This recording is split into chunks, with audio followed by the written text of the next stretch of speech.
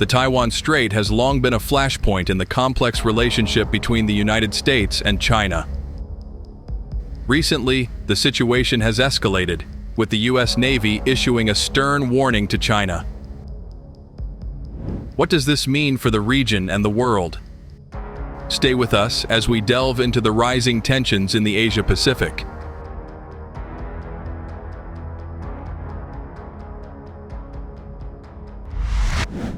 To understand the current tensions, we must first look at the historical context. The Taiwan Strait, a narrow body of water separating Taiwan and mainland China, has been a strategic and contested area for decades. After the Chinese Civil War in 1949, the defeated nationalist forces retreated to Taiwan, while the Communist Party established the People's Republic of China. Both sides have claimed to be the legitimate government of China ever since. The United States, through the Taiwan Relations Act of 1979, has maintained a policy of providing Taiwan with the means to defend itself, while also acknowledging the One China policy to avoid direct conflict. In recent years, China's military presence in the Taiwan Strait has increased significantly. This has led to frequent encounters with U.S. Navy ships conducting freedom of navigation operations. The U.S. Navy issued a strong warning to China after a series of provocative maneuvers by Chinese vessels. The U.S. emphasized its commitment to ensuring the free and open navigation of international waters. These developments have sparked fears of an accidental clash or even a larger conflict, given the strategic importance of the Taiwan Strait as a major shipping lane and its proximity to key regional allies. The Taiwan Strait is not just a geopolitical flashpoint, it is also a vital maritime corridor. Over 50% of the world's container ships pass through this narrow passage, making it a critical artery for global trade. Control over the Taiwan Strait would allow China to project its power further into the Pacific and potentially disrupt global supply chains. This is why the U.S. and its allies are deeply invested in maintaining stability in the region. The rising tensions between the U.S. and China over the Taiwan Strait have significant implications for global security. Experts warn that any miscalculation could lead to a wider conflict, involving not just regional players, but also global powers. If a conflict were to break out, it could quickly escalate, drawing in countries like Japan, South Korea, and Australia, all of whom have vested interests in the region's stability. The economic fallout from such a conflict would be enormous, disrupting global supply chains and markets and potentially leading to a severe economic downturn. Amidst the rising tensions, diplomatic efforts are ongoing to de-escalate the situation. Both the U.S. and China have engaged in high-level talks, seeking to find common ground and prevent any accidental clashes.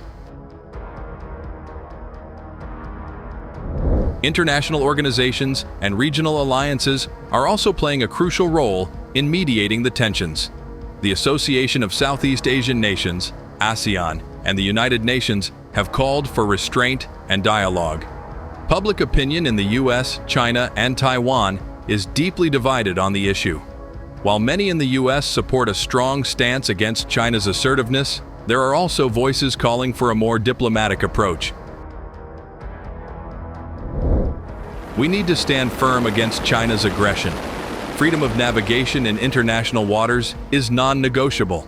The Taiwan Strait is part of our sovereign territory. The U.S. should respect our rights and avoid provoking conflict. We are caught in the middle. We want peace and stability, but we also need the support of the international community to maintain our security. To gain a deeper understanding of the situation, we turn to our panel of experts for their analysis on the potential paths forward. The U.S. and China both have much to lose from a direct conflict. Therefore, maintaining open lines of communication and seeking diplomatic solutions is crucial. a remarkable assembly of naval might was observed over the Philippine Sea. Aircraft from Carrier Air Wing CVW-2 and CVW-9 of the U.S. Navy, along with aircraft from the Japan Maritime Self-Defense Force, JMSDF, conducted a flyover, signaling the beginning of extensive maritime exercises. Below, on the waters, a formidable fleet of ships sailed in unison. Among them were the Nimitz-class aircraft carriers USS Carl Vinson, CVN-70, and USS Abraham Lincoln, CVN-72, demonstrating the prowess of the U.S. Navy's carrier strike groups. Accompanying these aircraft carriers were a variety of vessels, each playing a critical role in the naval operation. The JMSDF's Hyuga-class helicopter destroyer, JS Hyuga, DDH-181, and the America-class amphibious assault ship, USS America, LHA-6, were key components. These ships, along with the Wasp-class landing helicopter dock, USS Essex, HD-2, and several guided missile destroyers and cruisers, formed a robust maritime force. The Arleigh Burke-class guided missile destroyers, USS Spruance, DDG-111, USS Chafe, DDG-90, and USS Gridley, DDG-101, along with the Ticonderoga-class guided missile cruisers, USS Mobile Bay, CG-53, and USS Lake Champlain, CG-57, added to the formidable lineup. This collaboration with the Japan Maritime Self-Defense Force highlights the shared commitment of these nations to uphold a free and open Indo-Pacific region, a cornerstone of regional stability and security. But this wasn't just a one-off event. The Ronald Reagan and John C. Stennis carrier strike groups also transited the Philippine Sea during this period, conducting dual carrier operations. These maneuvers in international waters are part of a long-standing tradition. For over 70 years, the U.S. Navy has maintained a presence in the Indo-Pacific region, promoting security, stability, and prosperity. The Carl Vinson Strike Group, a centerpiece of this naval exercise, included the USS Carl Vinson, CVN-70, and Carrier Air Wing, CVW-2. Alongside them were the guided missile cruiser USS Lake Champlain, CG-57, and guided missile destroyers USS Wayne E. Meyer, DDG-108, and USS Michael Murphy, DDG-112. Their counterparts in the Ronald Reagan Strike Group, consisting of the USS Ronald Reagan, CVN-76, and Carrier Air Wing, CVW-5, were equally formidable. The synergy between the JMSDF and U.S. Navy forces is a testament to the strong bilateral relationship and shared objectives between Japan and the United States. Regular joint training exercises enhance interoperability and readiness, ensuring that these forces can effectively work together in times of crisis. So, what does all this mean for the region? The Indo-Pacific is a strategically vital area, home to some of the world's busiest shipping lanes and critical global trade routes.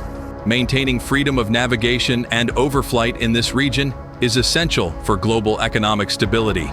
The presence of these powerful naval forces serves as a deterrent to potential aggressors and underscores the commitment of the United States and its allies to protect these vital international waters.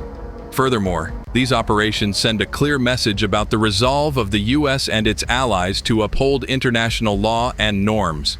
The coordinated efforts of these carrier strike groups and amphibious ready groups exemplify the capability to project power, respond to crises, and support peace and stability in the region. However, the situation remains precarious. Both sides must carefully navigate their military and diplomatic actions to avoid unintentional escalations.